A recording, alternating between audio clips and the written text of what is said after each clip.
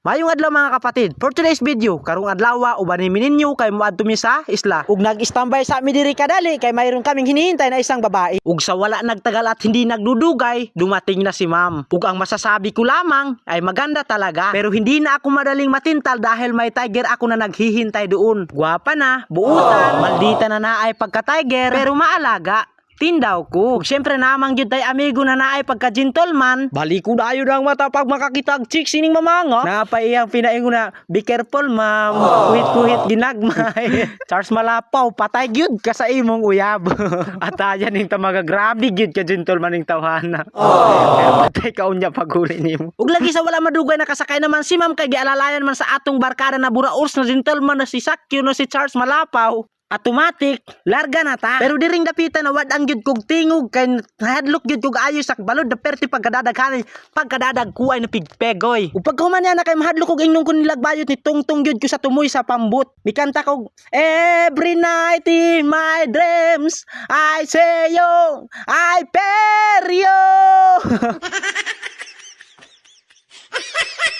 Ug diring dapitan nalipay ako ng lubusan dahil nakita ko na ang gitawag nila nga Ayuki. Ug sa hindi nakabalo kung unsa na barangay ang atong puntahan karon. Diri kini sa Barangay General Island, Sitio Ayuki. Are you okay? Lagi kay nakaabot naman ta sa Ayuki. Si ma'am, are you okay?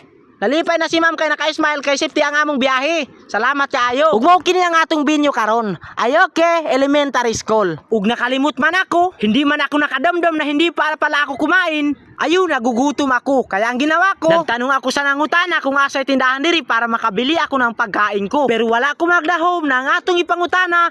Mga followers po di ay nato. Salamat kaayo sa suporta. Nabisag hindi ko kayo kadugo, nakasuporta kayo sa akin. Shout out. Naghanap mig tindahang lagi kay wa ko'y pamahaw nya.